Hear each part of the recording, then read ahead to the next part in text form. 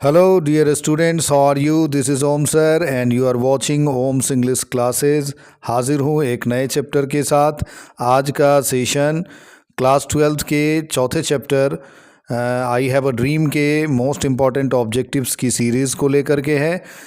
आप सभी जानते हैं कि I have a dream Martin Luther के द्वारा दिया गया एक भाषण है। मार्टिन लूथर किंग अमेरिका के ग्रेटेस्ट ऑरेटर्स यानी कि महान वक्ताओं में से एक थे। वो सिविल राइट एक्टिविस्ट भी थे और उन्होंने चूँकि बैप्टिज्म की ट्रेनिंग भी ली थी, इसलिए उनको बैप्टिस्ट मिनिस्टर भी कहा जाता है।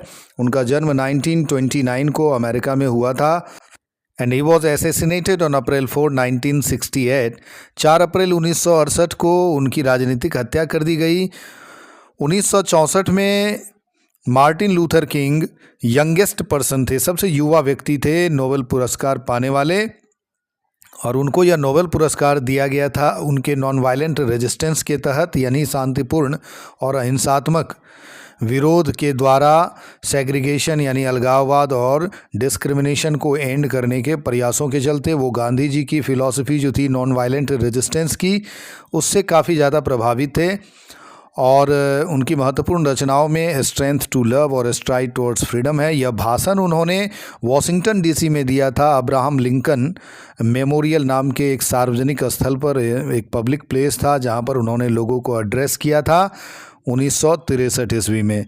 तो चलिए इस चैप्टर के मोस्ट इम्पॉर्टेंट ऑब्जेक्टिव्स के सीरीज की शुरुआत करते हैं।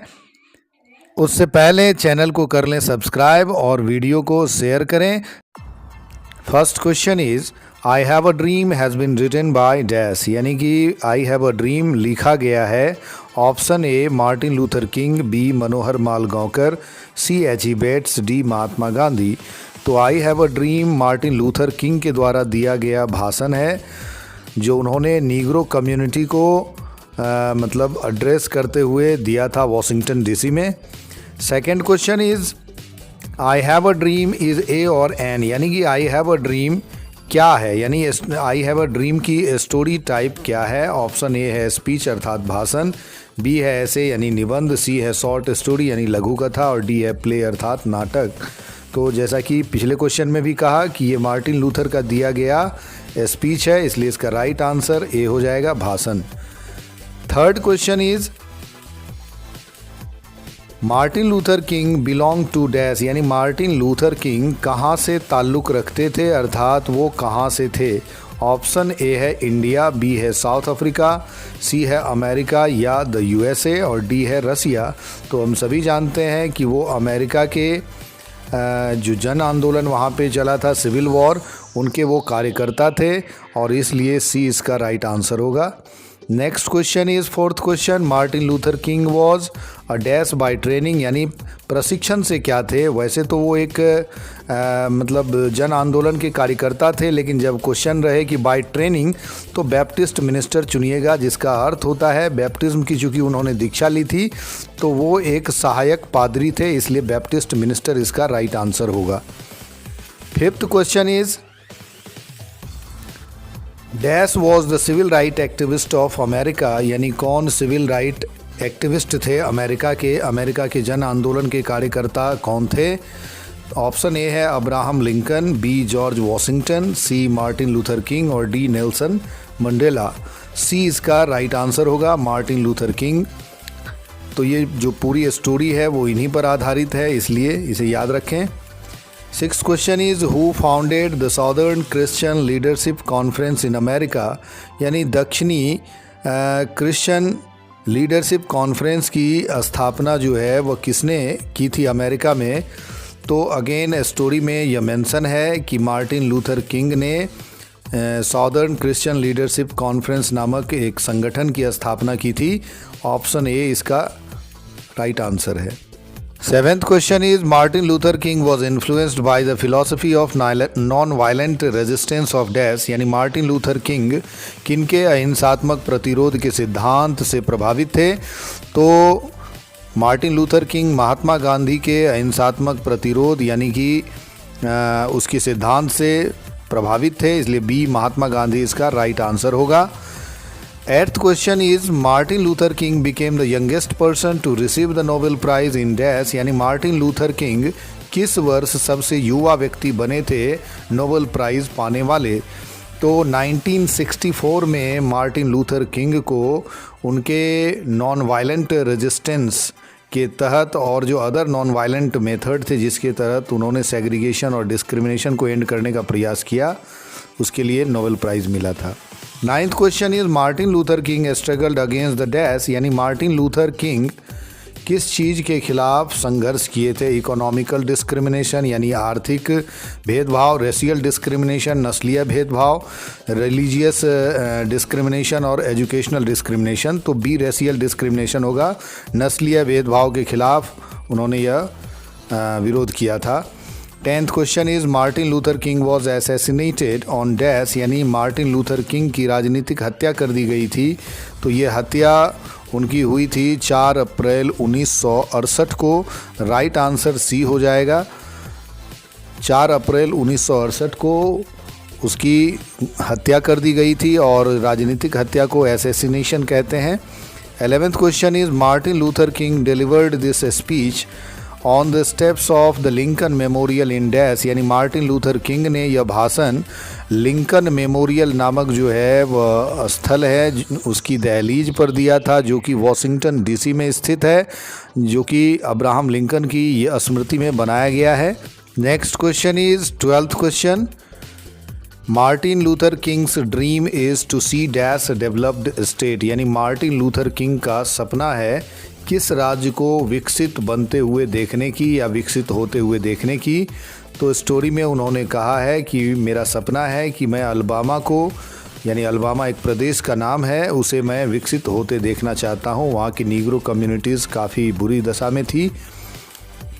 13th question is dash is a desert state sweltering with the heat of injustice, यानी कौन सा वो प्रदेश है जो कि अन्याय की आग में झुलस रहा है और वो एक डेजर्ट प्रदेश है यानी मरुस्थलीय राज्य है। तो मिसिसिपी सी जो है वो इसका राइट आंसर होगा। मिसिसिपी को डेजर्ट स्टेट बताया गया है जो अन्याय की आग में झुलस रहा है। Next question is the Negroes were the former dash of America, Negroes America के पूर्व क्या थे? तो नीग्रोज अमेरिका के पूर्व गुलाम थे। नीग्रोज एक प्रकार की जनजाति थी वहाँ पर, और अमेरिका में गोरे लोग उनके साथ दुर्व्यवहार करते थे, उन्हें गुलाम बनाकर रखते थे, उन्हें जानवरों की तरह ट्रीट करते थे। 15th question is the emancipation proclamation was sign dash years ago, तो जैसा कि स्टोरी में मेंशन है कि the emancipation proclamation was signed 5 square years ago. 5 square 20 के यूनिट को कहते हैं, इसलिए 5 × 20 100 होता है, इसलिए डी इसका 100 राइट आंसर होगा, याद रहे। The emancipation proclamation came as a dash to millions of negro slaves, यानी जो स्वतंत्रता का अधिकार पत्र था, अध्यादेश था, वो नीग्रो स्लैब्स, लाखों नीग्रो स्लैब्स के लिए किस रूप में आया था? तो इसमें बैकन लाइट ऑफ होप की चर्चा की गई है, यानी आशा की एक नई मसाल के रूप में आया था। सी इसका राइट आंसर होगा। Next question is 17th question, the life of the negroes is sadly crippled by the manacles of dash, यानी नीग्रो लोगों का जीवन जकड़ा हुआ है दुखद तरीके से। मैनिकल्स कहते हैं हथकड़ी को, यानी किन हथकड़ियों में? तो इसका राइट आंसर हो जाएगा सेग्रीगेशन, यानी कि अलगाववाद की हथकड़ियों में और भेदभाव की जंजीरों में। तो इसलिए इसका बी राइट आंसर होगा। Next question is 18th question, the life of the negroes is crippled by the dash of discrimination, ये भी क्वेश्चन देखने में वैसा ही लगता है, लेकिन यहाँ पर आंसर होगा चेन्स ऑफ डिस्क्रिमिनेशन, यानी कि भेदभाव की जंजीरों में, अर्थात अलगाववाद की हथकड़ियों में और भेदभाव की जंजीरों में नीग्रो लोगों का जीवन जकड़ा हुआ है। क्रिपल्ड का अर्थ होता है जकड़ा होना। Next question is 19th question, the Negroes live on a lonely island of dash, यानी नीग्रो लोग एक निर्जन द्वीप पर रहते हैं। कौन सा निर्जन द्वीप है वो? तो स्टोरी में मार्टिन लूथर ने कहा है कि नीग्रो लोगों का जीवन जो है वो सुख सुविधाओं के अथाह सागर के बीच गरीबी के एक द्वीप पर, एक निर्जन द्वीप पर होने के समान है, इसलिए इसका डी राइट आंसर होगा, पॉवर्टी, गरीबी। 20th question is the condition of the Negro is dash, यानी 20वां क्वेश्चन है कि नीग्रो लोगों की दशा है कैसी है। तो नीग्रो लोगों की दशा अपैलिंग है, यानी कि बहुत ही बुरी है। बुरी दशा को अपैलिंग कंडीशन कहते हैं। तो नीग्रो लोगों का जो जीवन है वो बहुत ही बुरी दशा में गुजर रहा था अमेरिका में, तो इसलिए बी इसका राइट आंसर होगा। 21st question is America has given the Negro people a bad dash which has come back marked insufficient funds, यानी अमेरिका ने अपनी जनता को एक बैड क्या सौंप दिया है जिस पर कि इनसफिशिएंट फंड्स यानी अपर्याप्त रकम लिख करके वापस भेज दिया गया है। तो इसमें हो जाएगा बैड चेक अर्थात बाउंस चेक। हालांकि यहाँ बाउंस चेक का प्रयोग सांकेतिक भाषा के रूप में किया गया है। दरअसल यहाँ पर बाउंस चेक का तात्पर्य यहाँ स्वतंत्रता के अधिकार पत्र से है, जो कि दे तो दिया गया है लेकिन उस पर अमल नहीं हो रहा है, इसलिए। 22nd question is Martin Luther refuse to believe that the bank of justice is dash. तो bank of justice is bankrupt. वो कहते हैं कि न्याय का बैंक दिवालिया है, ये मैं मानने से इनकार करता हूँ, इसीलिए आंसर हो जाएगा इसका बैंकक्रप्ट। बैंकक्रप्ट का अर्थ होता है दिवालिया या कंगाल। 23rd question is the time is to lift the nation from the dash of racial injustice to the solid rock of brotherhood, यानी उसमें भाषण के दौरान मार्टिन लूथर कहते हैं कि वक्त है कि राष्ट्र को रेशियल इनजस्टिस यानी नस्लीय अन्याय के भंवर से, यानी क्विकसेंड्स भंवर को कहते हैं बालू के दलदल को, वहाँ से निकालकर भाईचारे की ठोस चट्टान पर लाकर रखना है, खड़ा करना है। 24th question is the dash of revolt will continue to shake the foundation of the nation, यानी विद्रोह का क्या जो है वह देश की नींव को हिलाता रहेगा। तो विद्रोह का जो बवंडर है यानी व्हिर्लविंड, बवंडर को कहते हैं, सी इसका राइट आंसर हो जाएगा कि जो विद्रोह का बवंडर है वो देश के नींव को हिलाता रहेगा।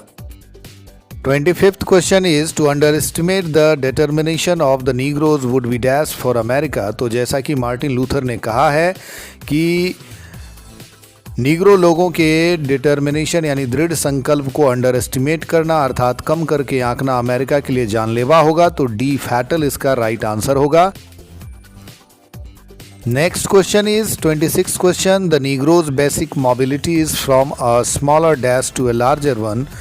तो मार्टिन लूथर ने कहा है कि नीग्रो लोगों की जो मूलभूत आन जान है यानी मुख्य आन जान है वो एक छोटे झोपड़े से बड़े झोपड़े तक सीमित है, यानी बड़े बड़े मॉल्स में, बड़े बड़े रेस्टोरेंट में, बड़े बड़े बिल्डिंग्स में उनको जाने की अनुमति नहीं है, इसलिए डी गेटोज इसका राइट आंसर होगा, यानी छोटे झोपड़े से बड़े झोपड़े तक उनकी आन जान सीमित है। 27th question is the unearned suffering is dash, यानी अनअर्न्ड कहा गया है बेवजह का, सफरिंग कहा गया है कष्ट को, यानी बेवजह का जो कष्ट है यानी कि वो क्या है, यानी कि नीग्रो लोगों के लिए अनअर्न्ड सफरिंग जो है वो रिडेम्पटिव है यानी मोक्षकारी बताया गया है, इसलिए ए इसका राइट आंसर हो जाएगा। Next question is the jangling discord of our nation will be transformed into a beautiful symphony of dash, यानी जो राष्ट्र का कोलाहलपूर्ण डिस्कॉर्ड है यानी कहने का मतलब मतभेद है या विवाद है वो ट्रांसफॉर्म्ड हो जाएगा, परिणत हो जाएगा, रूपांतरित हो जाएगा अ ब्यूटीफुल सिम्फनी ऑफ ब्रदरहुड, यानी कि भाईचारे के सुंदर और सुरीले लय में बदल जाएगा। तो इस तरीके से आज का यह जो सेशन है आई हैव अ ड्रीम का यहीं पर होता है समाप्त। अगले सीरीज़ को लेकर के पुनः हाजिर होंगे, तब तक के लिए गुड बाय, थैंक यू।